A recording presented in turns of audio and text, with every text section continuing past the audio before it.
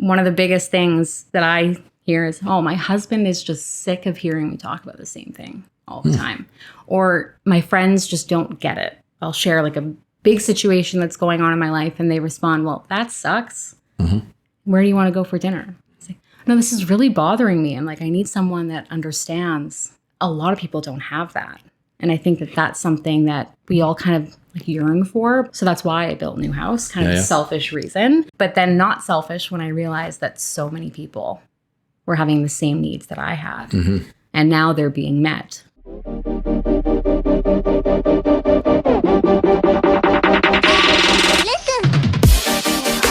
Hello, everybody. This is the Winning in Winnipeg podcast, where I talk to top performing business owners, executives, entrepreneurs, and local Winnipeg celebrities. I get to learn who they are and how they think, and I get to hear their perspective about what's really going on in Winnipeg and their businesses.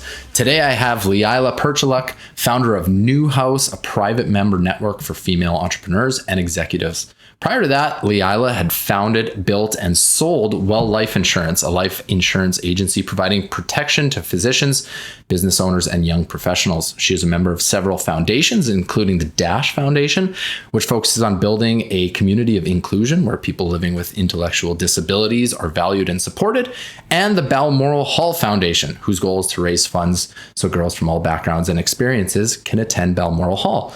We have a lot to dive into, so let's get into it. Leilah, thanks for being here. Thanks for having me. I'm excited. Okay, so I wanted to dive into, there's a lot that I want to talk about, but so the life insurance agency and your current company, New House, it's New House, right? Yes. Okay, we'll talk about that. Okay. But first, tell me a little bit about yourself, your upbringing, and kind of your journey through the work world. It's a wild journey. I grew up in an entrepreneurial family. My parents owned a software company, so I always knew what it was like to be an entrepreneur. I never knew what it was like to work for someone. I never saw my parents, they would work all the time, but I never saw them like going into the office every day from a certain time to a certain time. So I never grew up with that. What kind of software? Union software. Okay. Yeah, very niche. Okay. So growing up, always knew I wanted to be an entrepreneur. And I had done a few businesses, even while in high school. I owned a swimming instructing business. Beautiful. Yeah, so I did that up until last summer, actually. So it was very satisfying to kind of see kids learn how to swim from just being a toddler to kind of graduating swimming lessons with me. That was really nice. Yep. Went to university for anthropology and archaeology because I had a huge passion for just kind of the unknown. Okay. Yeah. Loved museums, always wanted to know what was behind that door that said no access. So I went to school and I learned what was behind that door, but realized that probably wasn't the path for me. And after graduating, I got a job at an insurance company. Then I started my own agency, and it's led me to New House. Interesting. Yeah. What was there an aha moment, or was it just you always knew like, okay, I need to work a little bit and then I'm going to start something for myself? I was always trying to figure out what I could do within anthropology that was kind of owning a business or creating something from scratch. Okay. I realized there really wasn't anything you could do in that industry. Either you become a professor or you work as a professor on digs, or you work at a museum. I did tours at museums for young kids, and that was kind of the extent of it. And I realized after going on a few digs myself, I don't want to be in the dirt for the rest of my life. It doesn't seem like something I want to do. It's a pretty cool thing that not a lot of people do, though, right? It was incredible. I know Indiana Jones, and that's about the female version. Right, yeah. Yeah, that was very cool. I went to Santa Barbara, California, with University of California, Santa Barbara. And then I went with Texas Tech University to Belize, an ancient city called Chonchich, and we excavated all over. So that was very cool. Crazy. Okay. Yeah. But I also just realized it wasn't really where my strengths were. I was in university. I went to University of Winnipeg, and I kind of just went out on different digs with different universities. But there were people in my courses that were just absolutely incredible at anthropology, biological anthropology. They just had such a passion for it. And I didn't have that. And I only really realized that after I started applying for grad schools and I was not getting into any of them, where I could look at it as a failure, which it was in a sense, but it was also kind of a wake-up call where I can do something else. I can go explore different passions. And once I had that realization, I decided, okay, my only job is to get a job. So that's how I ended up at an insurance company. Right. Yeah. So you'd mentioned your strengths. What are they, and when did you realize what your strengths were? Good question. So my dad was a part of, I guess it's kind of a coaching group, business group called Strategic Coach. I'm not sure if you've heard of that. I have. And they have a program for the kids of the members. And it was called Unique Edge. And it's for, I guess, young adults that had just graduated university, trying to figure out what they want to do. I think they do, I'm just looking up in here. Yeah. I think they did a unique ability. Well, yeah, I'm going to talk about that because that's what I found out, what my unique ability was. Right, yeah. And it was, the main one was event planning. And I didn't really realize that that was my unique ability until they give you a full list of different activities and skills, and you circle the ones that you think you're good at. Yeah. And then you take that list and you filter it out even more. And I came to the event planning word and I was like, yeah, I think I'm good at that. My mom always threw the most amazing dinner parties, and we always helped her get ready for those. And then I worked at restaurants as a server, worked as a cater waitress. I was kind of just always behind the scenes of these events, and I loved it. So I realized that was my unique ability. And that's also, at the same time, that's when I realized that in anthropology, the unique ability that all of those people that I graduated with, they had that for anthropology. Right. And I didn't have that. Right. So I was okay kind of moving through that process and getting to that next stage and exploring what that unique ability was. Yeah. Yeah. Well, that is something that, and I'll say this from personal experience, it is a tough thing to discover. Yeah. So how old were you when you went through that? I think I was only 21. It takes people many, many years, if not a lifetime, to figure out their unique ability, or we could call it, we can say strengths, but also, your passion, your purpose. Yeah. There's a lot of those that tie together, but that's a really unique and interesting thing to have experienced it at 21. Yeah, it was eye-opening for sure. And when you just see event planning, you think, oh, well, am I going to be an event planner? And I never thought that when I saw it. And now kind of looking back, it's like I kind of create experiences for people. And I did that at Well Life, my insurance agency, and I do that in New House all the time. So I'm able to use it in totally different areas than I would have if I just kind of came to the conclusion, I'm going to be an event planner. That's right. Yeah. Yeah.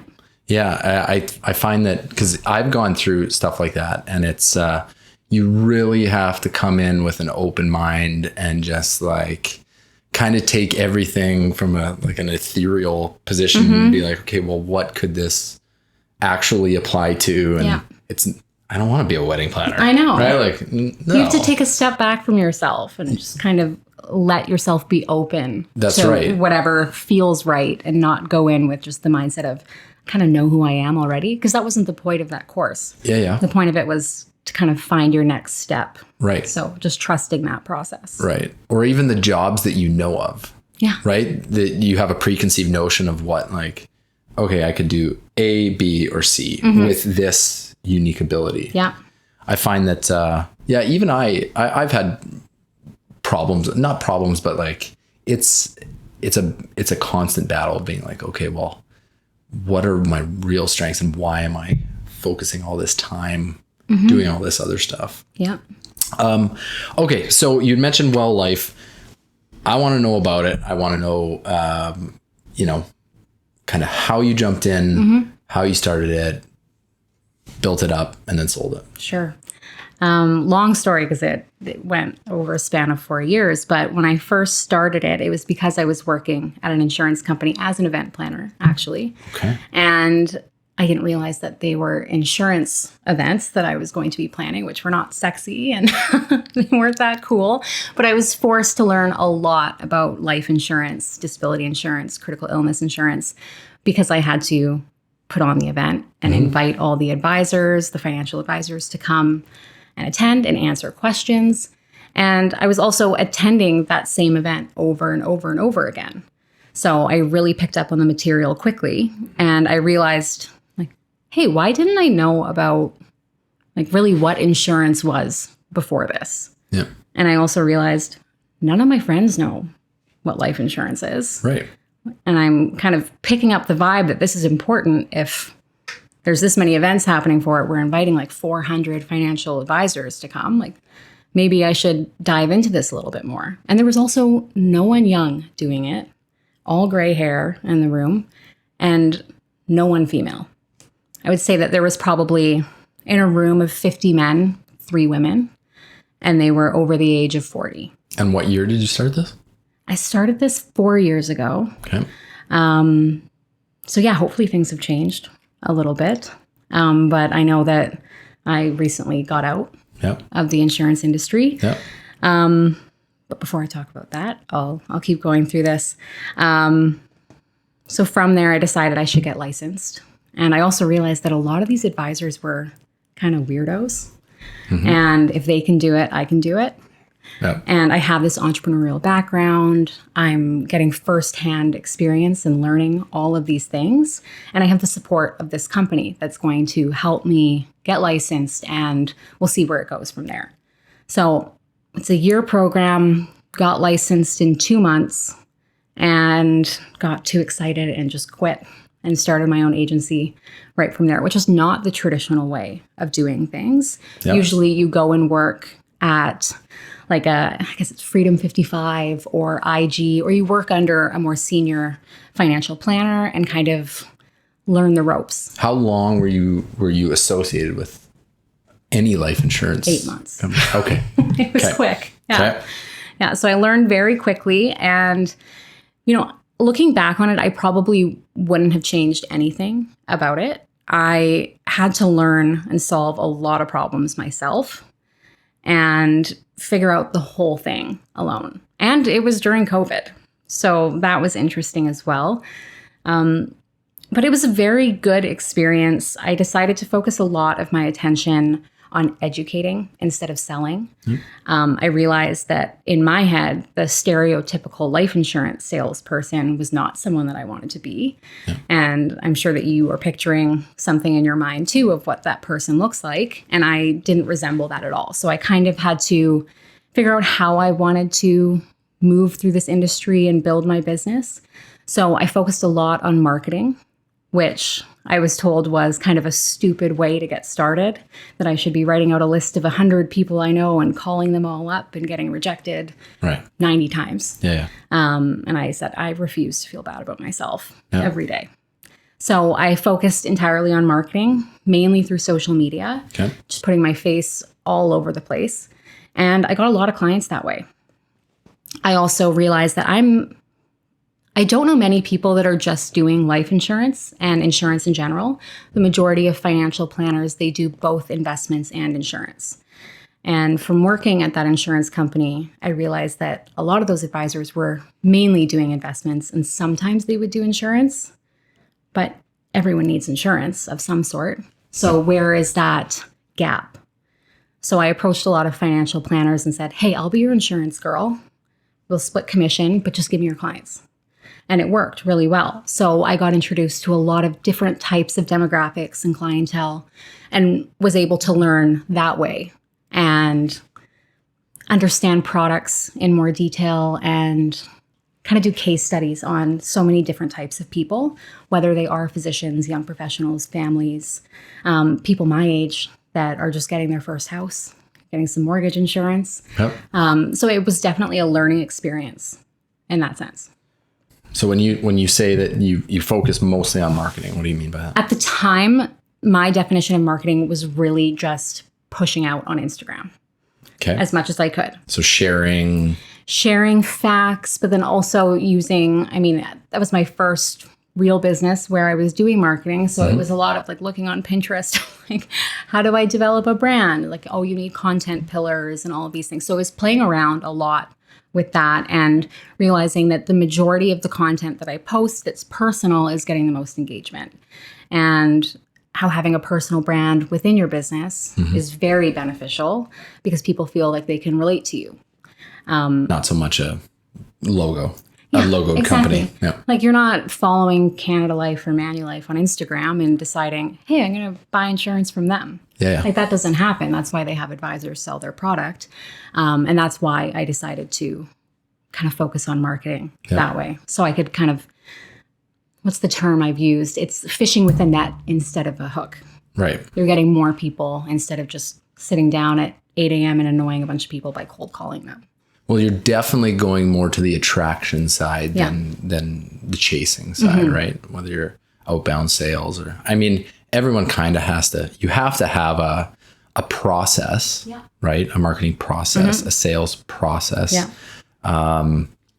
But you're right as far as just kind of how you want to go about that. Yeah. Definitely, I think more people need to put perspective in who they are, who they want to be, with the messaging that they put out there. Yeah, it was a huge turning point during COVID for the industry because the majority of the advisors were all quite old and they didn't have social media. Yes, this is not where I was going, but I'm sure that did happen. Sorry, no. But all of these courses, like we have to do continuing education credits, and the majority of them were, here's how to build a website for yourself. Here's how to set up an email address for yourself. I'm like, oh wow, okay. Yeah. I think I'm ahead of the game here. I think I'm doing pretty good. Crush these guys. Yeah. And it felt like that for a while. It felt really good. And you're right. There was a strategy. There was a process. And I never chased anyone. I never made people feel pressure to do something. So I think that really helped where people would come back a year later. I just called it a slow burn client where I knew that they would come back eventually. Yep. And it kind of... You plant seeds, right? Yeah, exactly. Yep. And when they kind of ghosted me for a little bit, it didn't feel as bad when I had that assumption that maybe they'll come back, which the majority of them did. Yeah, absolutely. Well, that's how reputation is built, right? And relationships. And I mean, that's the longer I do all of this, it's the importance of relationships. And really we do business with people, right? And that's it. And investing in the long term rather than just the transactional, the short term transactional, really has changed the way that I've looked at things. Okay, so you're coming in, you market like crazy, you build up a reputation and a client base. You're running this thing for 4 years in total, but you're coming through. When did selling first come on the table? It was probably within the past year, and a few things happened that were kind of the catalyst to me making that decision. And it was a hard decision to make. It took a lot of time and thought. There was an insurance company that approached me. They were out of Ontario, and I think a VP just called me up and said, hey, we're planning on changing the name of our insurance company to Well Life. Can we have your permission to use the name Well Life in Manitoba? I said, I think we're going to talk to our lawyers about this. Yep. And that led me into a full year legal battle with trademarks. And well, now I can't expand my business because they've filed business registrations for Well Life in every province. And it just became kind of a gong show and really distracted me from what I was doing. And that immediately gave me kind of an ick towards the industry. It's like, you really think you can just do this and kind of stomp all over me? Like, I mean, I'm a nobody to them, but still I'm building a business here. I'm selling products that you sell. Like, it's weird. Yep. So that was kind of the first thing that happened. And then I slowly started to realize that I didn't have any control over what was happening. I thought I was an entrepreneur, and I am. But when you're contracted with insurance companies and I sell you a product, I sell you life insurance, we can go through the entire application. We can go through the entire process together, and I can tell you how it's going to be. But once that application is submitted, the insurance company has full say and full control over everything that happens. Right. So you could be totally healthy, and that's what you're telling me. But then when the insurance company gets a hold of it, it's a decline on your policy. So maybe that's 9 months of work for me, and I don't get paid, and you're frustrated, and you don't trust me because you don't know that I'm just the middleman. Yeah. So that happened quite frequently, especially when working with older clients. Yeah. And being so young, I think I did feel that imposter syndrome of, hey, I'm young, like maybe I don't know what I'm doing. Like, sorry, I ruined this experience for you. And I started to realize, like, I don't like being that person that can't follow through on expectations. I don't like that. I don't like being that person that can't create a great experience for you. And I lost control of that, of feeling like I had control. And the one situation where I remember just saying, I'm done, was when I did an application with an older woman, and the insurance company came back and just said in one sentence, yeah, we'll approve her if you tell her she has to lose 40 pounds. I said, I am not telling anyone that they have to lose 40 pounds. That's not something I signed up for. But in reality, it was. I have to share everything with the client that comes back from the insurance company if it has to do with their health. Yep. So I didn't like having to be that person. And as soon as I told that person that they had to lose 40 pounds, I just felt absolutely terrible. Like, that's not who I want to be. And I'm a little angry that the insurance company forced me to tell someone that. And it's not their fault. I mean, they're just assessing risk. Yep. But on my end, I'm maybe ruining this person's month or their body image. And that's not what I'm going to do. So I remember kind of having a total breakdown about that and realizing, nope, not going to continue doing this. So from that moment, I kind of started the exit strategy. Little did I know it would take about a year, because no one wants to give you a straight answer. And when you tell, like, there's MGAs, which are kind of the middleman between the advisor and the insurance company. They process things and provide you with all the paperwork. Okay. And I told them, I want to get out and I want to sell my business. How do I do that? And they say, well, you have to evaluate it. And it's just like a 3 times your renewal premium. And I said, okay, well, that should be easy. They're like, no, you have to wait till the end of February to get your T4s and it'll tell you then. It was like November at that point. I already had some guys that wanted to buy it. So I had to wait until the end of February. When I got my T4s, it didn't give me that information. I go back to them and say, hey, is there any other way I can do this? They're like, oh yeah, like you could just do it this way. Yeah, no, the easiest way. You can do it in a day. Yeah, I know. And I could have. Right. So it really prolonged it and delayed it. And I was servicing my clients, I was doing everything that I needed to do, but my heart wasn't in it anymore. I was so passionate about New House, and that was really growing at the time. So my eye just wasn't on the ball. And that's why I wanted to sell it. And this delay in the process just was not fun. Well, I imagine it kind of leaves a sour taste in the mouth. Yeah, absolutely. So you're slowly putting this thing behind you. In the meantime, an idea comes to you. Is it a once again an aha moment, or is it, something that you've just been slowly thinking of? How does that come about? You're starting it while selling the business. Tell me more about that. So when I first started Well Life, I had joined a lot of business groups in the city. They were mainly like side hustle groups, but they were all women. Okay. I was like, I think I want to be a part of that. Not only to just kind of gain some connections, but also maybe I can grow my business. Maybe I can get some clients out of it. Probably going into it with the wrong intent. But I didn't know any better at the time. I didn't know how people would feel about that, what have you.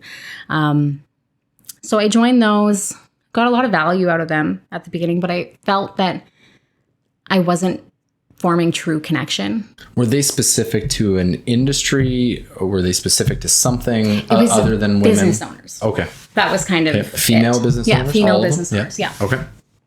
Or I guess like there was one of them that focused on just like if you're in business. Okay. Yeah. And then the other one was business owners. Wasn't getting true connection out of it. There would be an event here and there, but you might talk with someone for 5 minutes, get their card, and then you kind of forget about that relationship. Just nothing but business cards. Yeah. So very like surface level. Okay.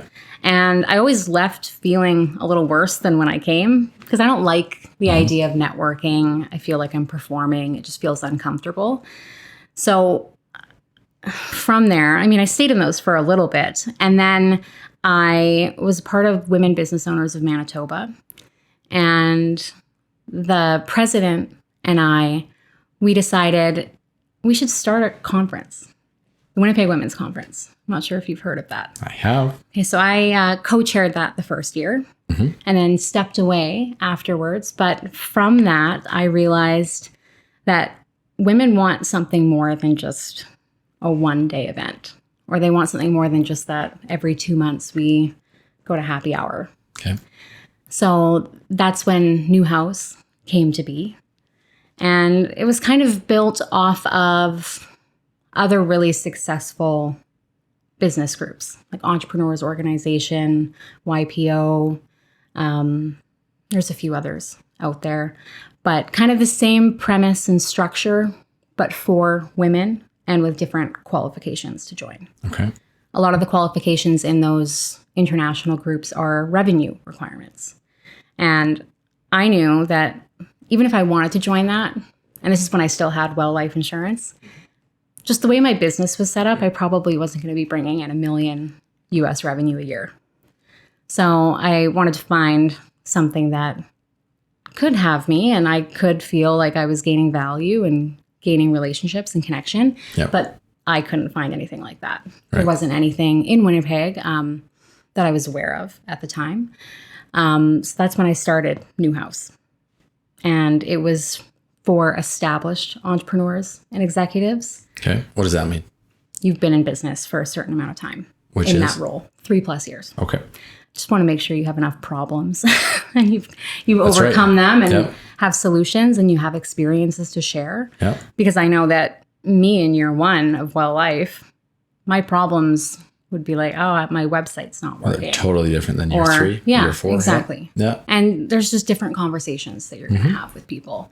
So that was the beginning of New House. And I was very grateful and thankful that people trusted in me from the jump and came aboard and became members. Yep. Yeah. Take me through the name. Yeah, it's an Names interesting one. names usually have either a history or a meaning or... Yeah, I was sitting on the dock at the lake with my sister and my boyfriend, Kevin, and we were trying to figure out a cool name for it. Have you heard of Soho House? Okay, so it's a cool members-only club. They do great marketing. They just have a great vibe. Okay. And I was like, I love that name. But what could I put in front of it? I also didn't want to have something with the word entrepreneur or business owner or executive in it. Yep. Kind of wanted it to be a little bit of a mystery, Okay. feel more exclusive. And then in New House, we only share experiences. We don't give advice. So your experience is something that you've had happen to you in the past. So the word new kind of goes along with that. I knew this, and I'm going to share that experience. Right. And then it's a new group. So New House. I like how it ties in. I mean, if you are, it's kind of like there's a school called the Acton Academy, and their guides, they don't call them teachers, their guides are only allowed to ask questions. Okay. They're not allowed to make directive statements. And so, people coming in, they're looking at new, and that for me would be like, oh, okay. Yeah. What do I know? Yeah, that was really the idea going into it. And then I got to play off of the house and home theme a lot. Yeah. So we have houses, which is the groups of women that meet monthly. Yeah. I get to say like the structure of the meeting, the framework of this, like you get to really just play into it. Yeah. So using your experience of starting a previous company, working at it for 4 years, and then coming into this one, did you experience a lot of the same issues of growing a startup, we'll call it, or a new company? Was it easier? Was it harder? Was some of the problems the same? What did you experience? It was nice because I knew a lot of the women that joined at the beginning for New House. And that's because at Well Life, I held a lot of events where we were talking about insurance, but they were focused on female entrepreneurs. Okay. So that was kind of an easy transition into getting like the first round of members. Yeah. I had a good network. That's actually a huge point, is your experience in not just that industry, but in relationships. Yeah.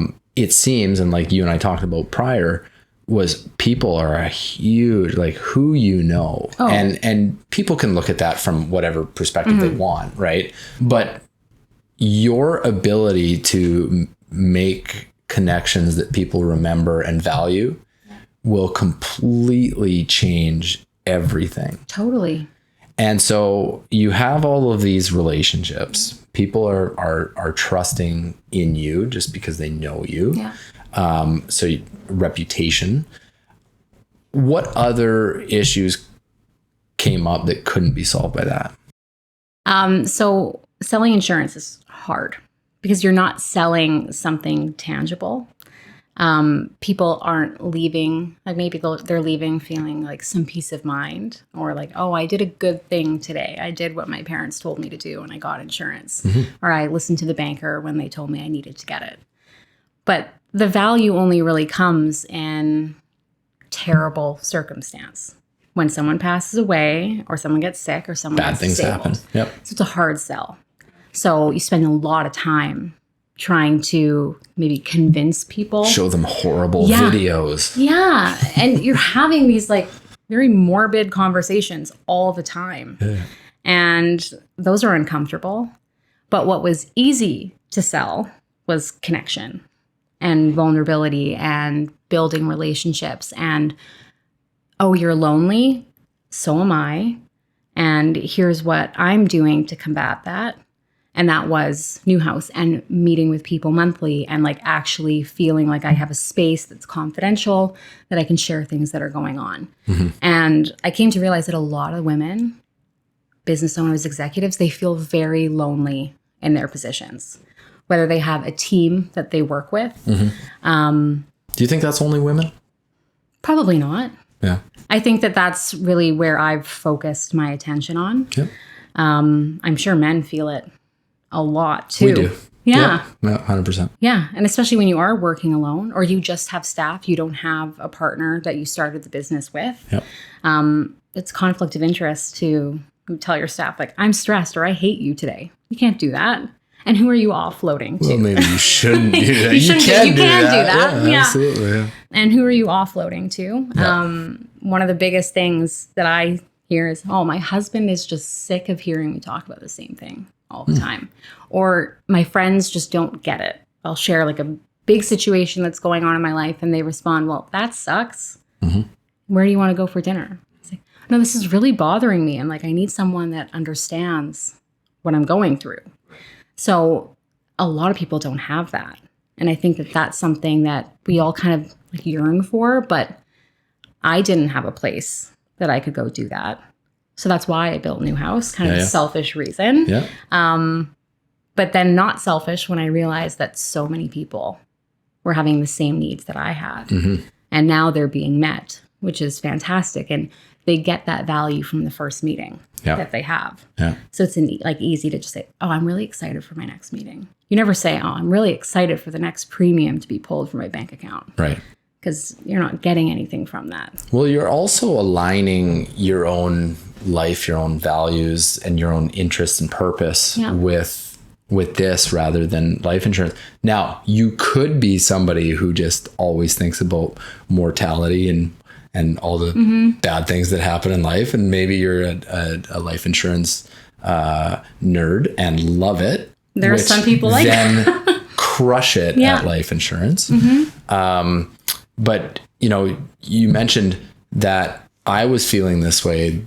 Therefore, you made it for yourself. Yeah. Pretty much, right? Yeah. And knowing yourself from a event planning unique ability, and you're tying it all together. Yeah. I love it. That's fantastic. What has growth looked like? What did growth look like early on?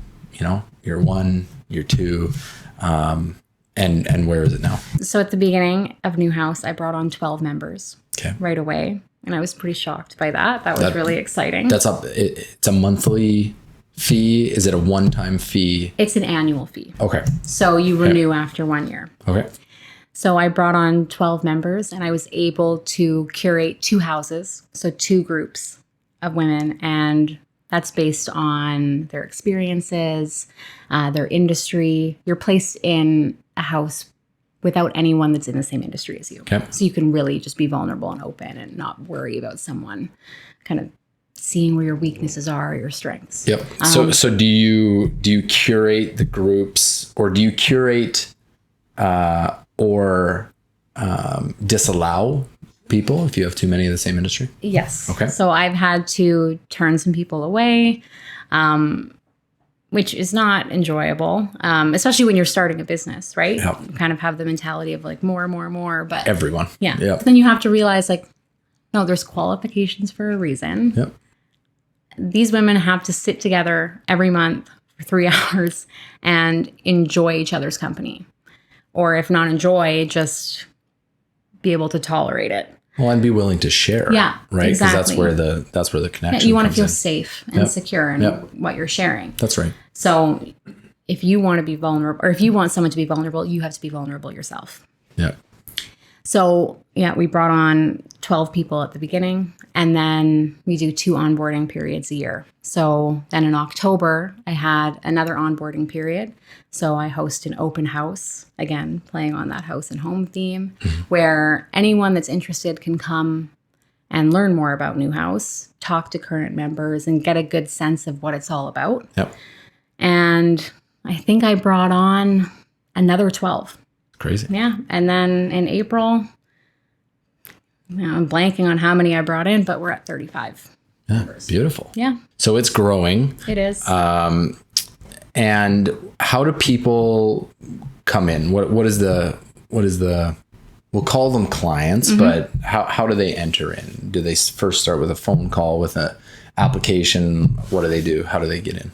Well, before they even apply, I'm very grateful to say that the majority of them are coming as referrals from my current members, which is fantastic. And they do go through a full application process.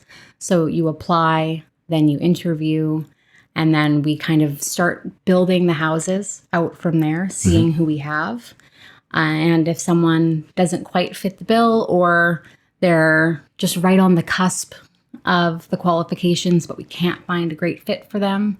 It might not be a fit right now, could be in the future, but we really look at that vetting process and the application process as one of the most important parts of New House, because you're getting value from the other people that are sitting around the table. And you're also supposed to be giving value too.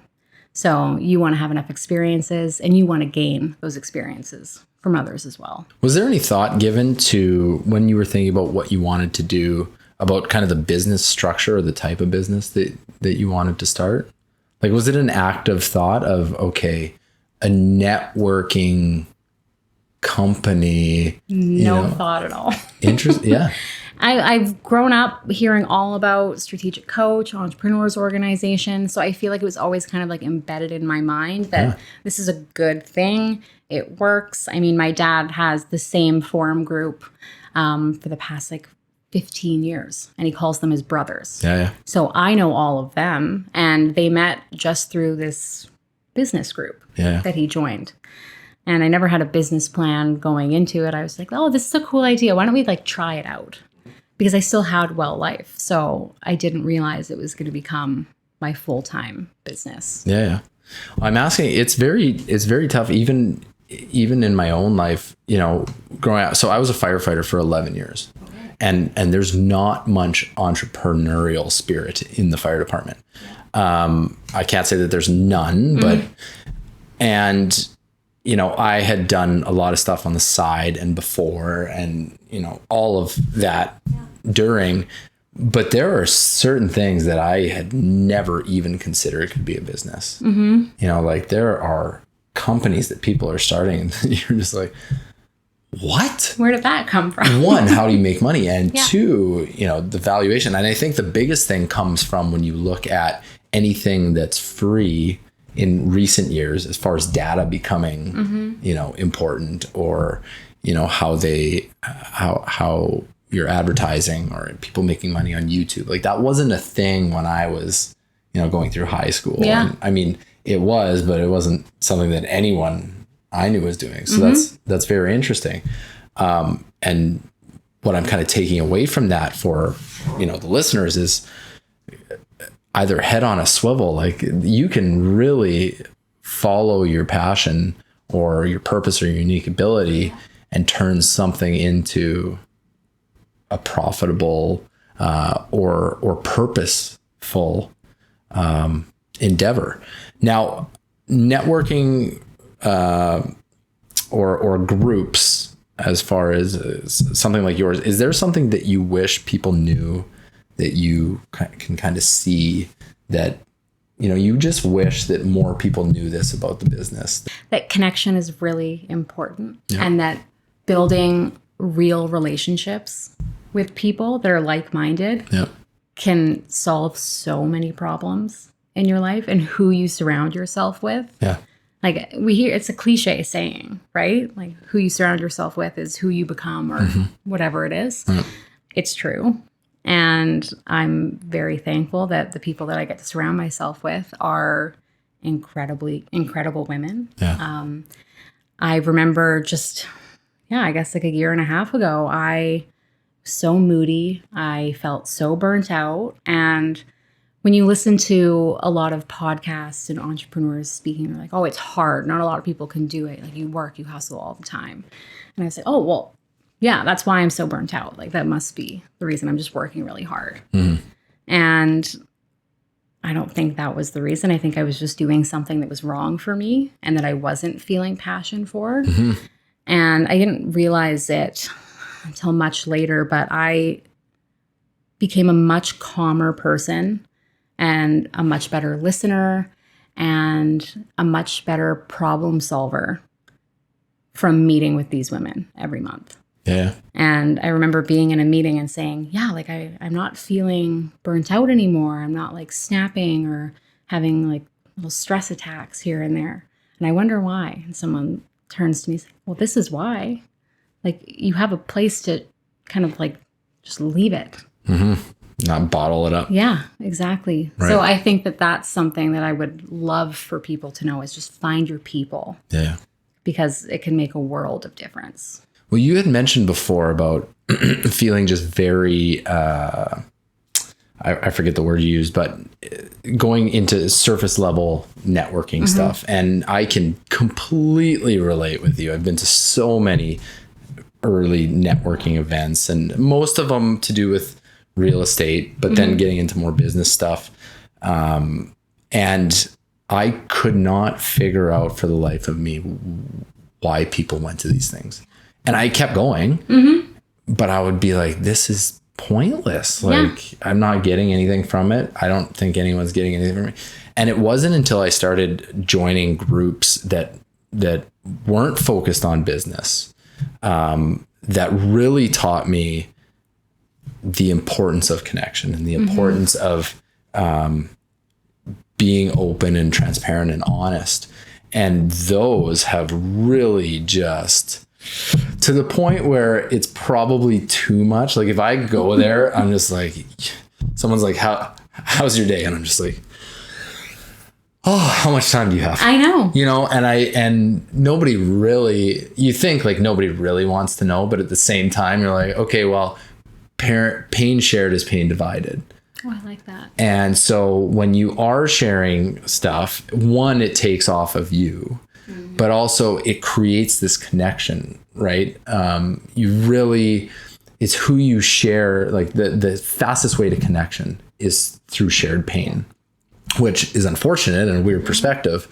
But sharing all the times that we fucked up and that we've, made mistakes and the hardships that we're going through in creating these companies is really where I've found benefit. And now, even with that perspective, when I do go to a networking event, it's like one person, right, that I really connect with or even talk to. Yeah. And you find that, or I find that I'm talking to this person and just like the room kind of disappears and I'm focused and I'm listening to them and I'm trying to think of like, how do I help you? Or if you want to know more about me, I can share. Maybe that can help, right? Like anything. I think that's real networking. That's right. So, and once you realize it and you can have those spaces where you develop those connections, anywhere you go, that's what you're going to be searching for. Yeah. And that's what you're going to put yourself in that situation. Where do you think bullshit networking came from?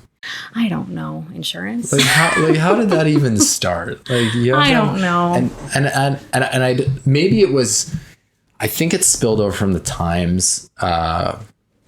If I for the last like 4 years, do you have a business card? And I'm like, well, yeah, but not on me. Yeah. Right. And I never have it. And I'm sure that had to do with before the internet and, you know, how do people get a hold of each other? But at the same time, I'm just like, guys, it's 2023. I'm never going to look at this. It's going to be at the bottom of my bag for maybe 3 months. Then I'm going to It probably won't make it out the door most of the time. I know. But tell me about your membership. Your membership, is it all local? Is it across Canada? Is it international? What is it? So right now it is all local, but I have some plans. I'm launching something on Wednesday that's going to be new house at a national lens. So I'm calling it National House. Okay. And I've tried to scale it a few different ways since I started because it was working so well in Winnipeg. So I actually went to Saskatoon. And why Saskatoon? Because I thought it was kind of similar to Winnipeg. I just feel like the prairies are forgotten. You're very right. Yeah. I'm from Saskatoon. Oh, you are? Okay. Yeah. So I went there in February and I didn't know anyone, not a soul. Really? And that was probably one of the scariest You stop off at my parents' house and let me tell you, the food will be amazing. Oh, that would have been nice. Yeah. I think I ordered skip the dishes to the hotel. Okay. Yeah, that wasn't pleasant. Okay. So how did you go about planning to start in a new location, like in a place where you don't know anyone? And like, what was your first few steps? I did a lot of marketing for it. And I also went through targeted marketing. Yes. As far as like, was it, did you mention Saskatoon in your messaging? Yes. Very smart. Yeah. Okay. And I went through a lot of directories for Saskatchewan women in business. Right. Yeah. So kind of curated a list of people that I wanted to invite to an event. So I held an open house in Saskatoon and I had a lot of great women come. But I guess the unfortunate part of my business model is that in order to start a house, you have to have 5 to 7 women that are all from different industries. So when you go somewhere and you don't know anyone and you have just a few people apply and you can only accept a few people, you kind of have to then wait until more come on. Right. And then you have to weigh the pros and the cons of, do I continue spending money and focusing my time on marketing this? Or do I spend more time nurturing the members that I already have? Or do I kind of just scratch that idea and move on to the next one? So right now I'm launching National House on Wednesday, and it came from the fact that I have people on my wait list in Toronto, in Vancouver, in Edmonton, but I don't want to wait until I have 10 people on my wait list in each city to start something up. Yep. Because then I also face the issue of if I reach out to all of them and 5 of them are no longer interested. Yep, that's right. Yeah. So National House is the local new house, but it's 4 quarterly meetings a year, 6 Zoom meetings. And each meeting in person is in a different Canadian city. So You'll fly there, you'll take part in a 1-day structured meeting with a workshop, have a great dinner, and then fly home. Yeah. And just a great way of connecting with women all across the country instead of just in your backyard. And it's a great way for a lot of women who do travel for work or they can't commit to 12 meetings a year to get the same benefit. And you can have the same industry. Exactly. Yeah. I like it. Mm-hmm. Was there a specific platform or social media platform that you went about in reaching different groups, or was it kind of all the same? Like, was it really LinkedIn, or, did you focus more on the professional side of that? How was it? I did a lot of Instagram, and I still do. Yeah. I find that a lot of my creativity comes out in posts and graphics and images, and I can't do the same thing on LinkedIn. I try to. Why not? I don't know. I have this strange barrier between me and LinkedIn where I'm afraid of it for some reason. I still do post all the same things, but I don't interact or spend as much time on there. Right. I've gotten a lot of members from LinkedIn. Yeah. But the majority of the engagement that I get is on Instagram. So that's generally where I spend the majority of the time. Right. Well, you're putting most of your energy and time into it. Yeah. Right. Do you follow Gary Vaynerchuk or the Hormozis at all? Gary, I see him on TikTok all the time. Right. But don't really follow along. Follow him on LinkedIn. Really? On LinkedIn. And I think it'll change your perspective about LinkedIn. Okay. And the Hormozis changed my perspective about LinkedIn, just simply by the type of content they put on there. Okay. Like their video content, the stuff that they write on it. And it's just like, they zero give a shit about anything. I love that, because I think I give too much of a shit about it. And I get scared to take action and post things. And I think the majority of the people that I'm connected with are in the insurance industry. Mm-hmm. So there's that sense of I'm not posting about the same things that I was. And there's just that feeling there that kind of keeps me away. But no, I'll follow those guys. Yeah. Yeah, it's very interesting. And it's funny you say that, as far as like the perspectives that we have about certain things and limiting beliefs that we have about different things. I think the engagement, once you're consistent on LinkedIn, is still quite incredible as far as the organic reach. Yeah. I've noticed that LinkedIn or that Instagram is, it's starting to weigh a lot. Yeah. Which is scary when you kind of have all your eggs in one basket there. Yeah. Yeah. And I see the engagement on LinkedIn, and people I know locally, like it can be a lot. Yeah. But it also shifts, right? Yeah. So it's like you got to be this like 8-legged thing that just is ready to pull from and pounce on something else. Yeah. And like, heavy on TikTok. But the big thing is that what I've found anyways, is that we really just have to post our own content. And, if you're not a dancer, don't dance on TikTok. Yeah. You know what I mean? Like, just post your stuff. And that's what I liked about Gary, going on there and just completely crushing all misconceptions about the platform itself and just contextual content. Know who your person is, talk to them. I love that you mentioned and you made geographically contextual content, which was amazing, right? And then people are like, hey, she said Saskatoon. Yeah. I live in Saskatoon. Sounds cool. I like her. I'll be there. Yeah.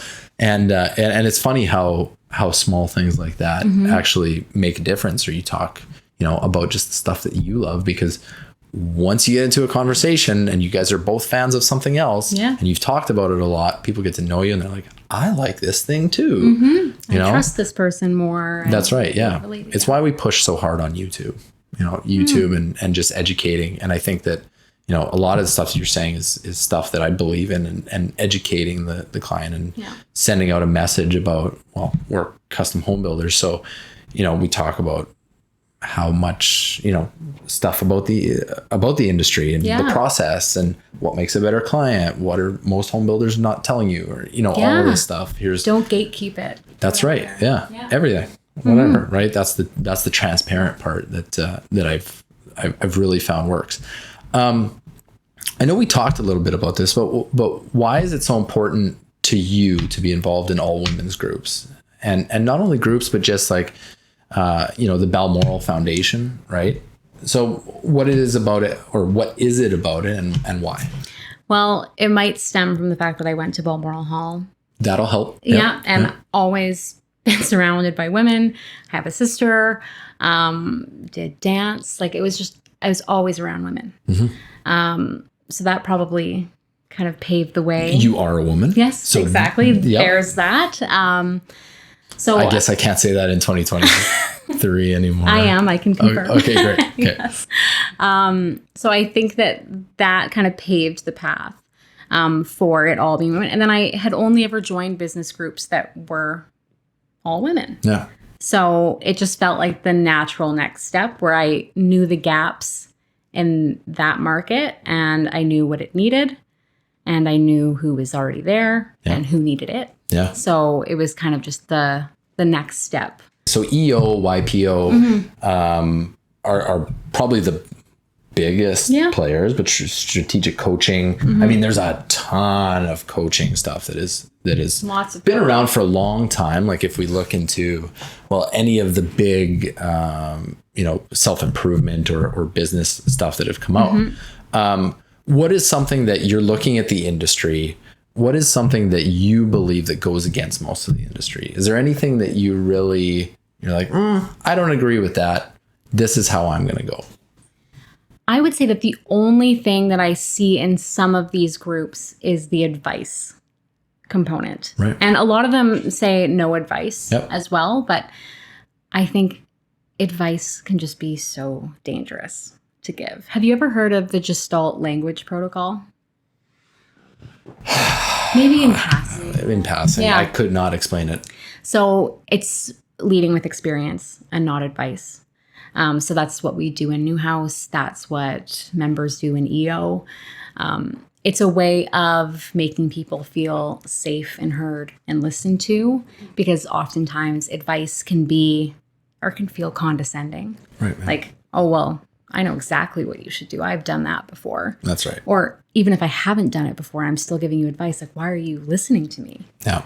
And so it can be dangerous to use someone else's map of reality to navigate your own. Like, we all have different data points. That's for right. situations and experiences. Exactly. Yeah. And you're probably not telling me the entire story when you're asking for advice. That's right. So I'm giving you advice. You take it. It doesn't work. I'm to blame. Right. And it's going to just make kind of a mess out of a relationship. So I think that's probably the number one thing in business groups, and then also in life. Like, I've really adopted that language protocol into my life, where I try my very best not to give people advice. So I think experience is just so much more useful when sharing with people. Yeah. When I had my big, we'll call it an awakening. Okay. It was I was close to 30, divorce, and just like looking at life being like, what isn't working? Like, what am I doing wrong? I came back from some of those things, from about a year of just like heavy learning and diving into who I am and what I think and different perceptions, and just blowing up my entire world and self-view.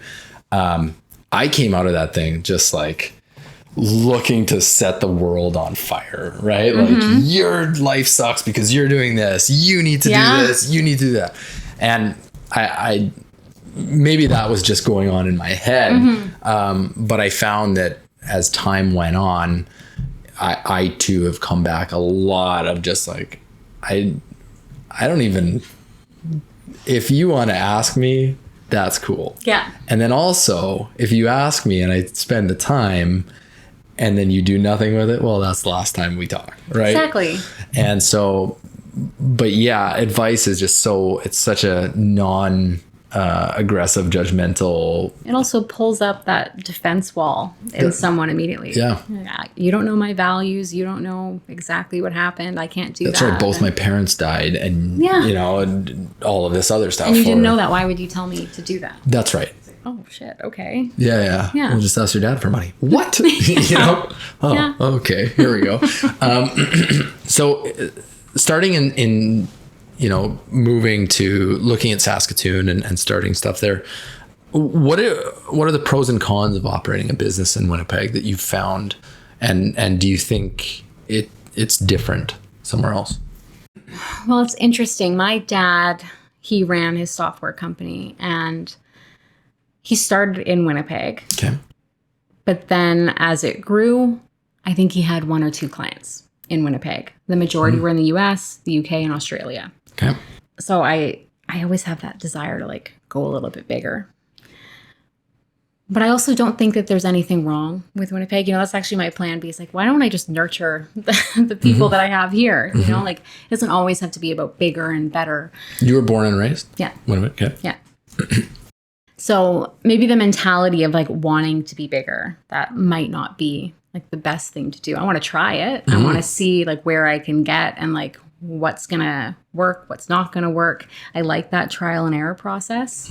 I would love if there was an error at some point. But no, I don't see anything wrong with staying in Winnipeg. I worry that I'm going to tap out the market eventually are there enough female that's entrepreneurs? A good problem to have, yeah, exactly. right? I would love to have that problem. That's right. Yeah. But I've also seen just how beneficial it's been for the members that I have here. Yeah. And I feel like I'm doing a disservice by not sharing that with other people. Yeah. It's like our own little secret and I want to get it out there. So in the true fashion of supporting Winnipeg and talking about it, new section of the show. Okay. It's called the Winnipeg Shout-Out. Okay, love it. Okay, so we give shout-outs to someone or something that you love or that, you want to shine light on or that you think is absolutely killing it right now in Winnipeg. So I'll go first while you think about it. Yeah, I'm going to think about it. So huge shout-out to Thunder Rapids Amusement Park. Whoa. I know. Okay, why? And here's why. I have a 3-year-old and a 9-year-old. Okay. And it is just, I know that they'll never forget last weekend because they are just, the looks on their face when they're driving those cars is hilarious. The bumper boats. Yeah. Now, the mini golf, they could either take it or leave it. My 9-year-old made it all 18. My 3-year-old made it like 4 holes. Okay. However, it is a very fun experience. And I think stuff like that, like I never forgot those as a kid. And it's just run really well and a good time for everyone. Oh, that's awesome. I love that. Okay. Mine would be Little Brown Jug. Nice. So it's right down the street from where I live. It is just probably one of the best breweries in Winnipeg. I don't even drink, but the vibe that you get when you go there, they have a new patio. Do they have a non-alcoholic? I believe they do. They have bright water. Okay. So soda water, which I just love. Okay. So they have a bunch of different flavors of that. They have local musicians almost every night. Yeah. It's a great vibe. Yeah. It's just fantastic. I love it. And Winnipeg has so many really neat small things, especially like restaurant wise. It's just, we've had so many good restaurants. Oh yeah. That unfortunately a lot of them, I shouldn't say a lot of them, but many of them closed during COVID. I know. But we're seeing new ones pop up. Yeah. I don't know why we're such a gastronomic powerhouse, but we really are. Like, it's crazy. We're stuck inside for so much of the year. That's very true. Yeah, we want to eat. Yeah. 8 months of the year, just we don't want to go outside. So your day-to-day, is there anything that really helps you? Like, are you a routine person? Are you not a routine person? Coffee, family time, what do you do for fun? I like that question. I'm a routine person in the morning. Okay. I call myself a beverage queen because I have to have like 2 cups of tea, a protein shake, a smoothie. I feel like that's just the only way I can get going with my day. Okay. What happens if you don't have them? I don't know. I haven't tried. Okay. Okay.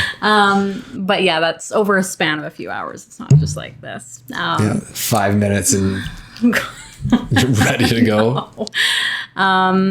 Yeah. And then work for the majority of the day. I don't like afternoon stuff. I don't like afternoon meetings. Right. I get the majority of my work done very early in the morning. My brain's just on fire at that point. And then evening, I walk my dog. I make a good dinner, watch whatever's popular on Netflix. Yep. Yeah, just like a nice, relaxing evening. Are you a sleep person? Do you like sleep? I woke up at 3:30 in the morning and I didn't try to go back to sleep You do today. not like sleep. You hate sleep. I'm not a good sleeper. Not at all. My brain just goes too fast when I wake up and then I can't fall back asleep. Really? Yeah. I've been looking at sleep more closely and just how much it affects. Because I used to be a 5 a.m. Okay. regardless of what time I went to sleep. And then it was like between 4 and 6 hours every time, every night for years. And I'm like, I don't know why I'm tired all the time, you know? But I've been looking into, temperature controlled beds. Oh, interesting. And I'm a really hot sleeper and I need it to be cool. 18 degrees. Yeah. That's mine. Yeah. Really? With the fan on. See, I don't know what my temperature is, but I mean like mattress temperature. That's really interesting. Do you have? I don't yet. Okay. I don't yet. And I probably shouldn't speak of it because I might hate it. Yeah, maybe. But I know that I sleep really hot. My wife sleeps really cold. Oh. And she's just freezing all the time. And just like, I throw my stuff on her. Yeah. And so It's match made in heaven then. That's oh, yeah. It's fantastic. But in these sleep beds, you can regulate on both sides. Whoa. I know. What a good invention. I know. Tell me about it. That's going to be a good company. Yeah. Let's talk about influences. Who are the biggest influences in your life? Could be mentor, books, places. I would say that my dad is probably the biggest influence in my life. I've seen just how hard he's worked throughout his entire career, and he's just such a support and a mentor to me. In terms of people I don't know, I love Seth Godin. I'm not sure if you're familiar with Seth. Very, yep. I just think he's so clever, and there's so much value and interesting insights that he provides that you wouldn't really think of. He's able to articulate points very well and communicate them in different perspectives. Yeah, very much so. And besides that, I do a lot of just TikTok scrolling. And I like the majority of the accounts that I'm following are like on podcasts. Like you see like what you're going to post from this. It's just little clips from podcasts. And I find that to be really insightful. Yeah. Well, it was just Father's Day, so well done, Dad. And so in conjunction with that, what do you think are some of your top values that and do you actively weigh in on them when you make decisions in both your personal and business life?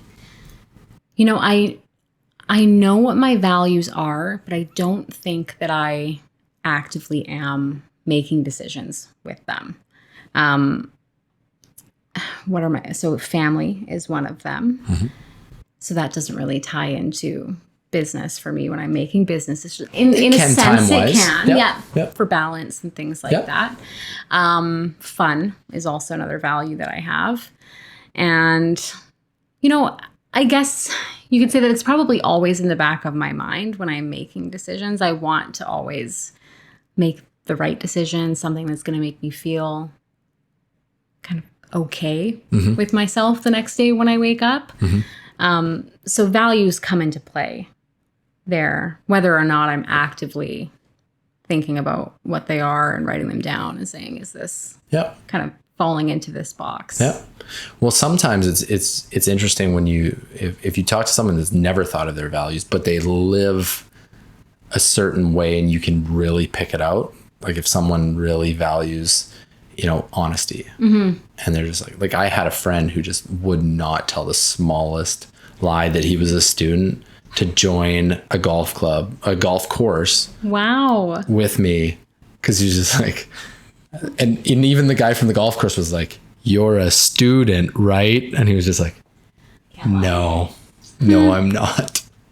And so you can watch people over a period of time, Yeah. right, and understand kind of their values. But it's interesting. I wouldn't doubt that you have some very ingrained values in you that you don't even think about. That And after you asked that question, I just thought maybe I should go back and check what my values are, and they've probably changed since the last time I kind of put pen to paper and thought about what they were at the time.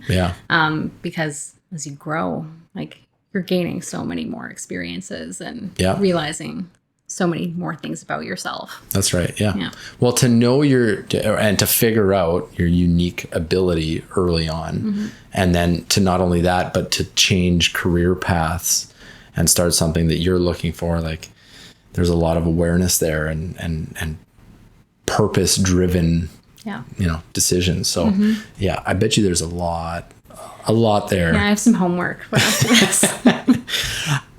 You know the phrase, you don't know what you don't know? Yes. So you knew you were coming on.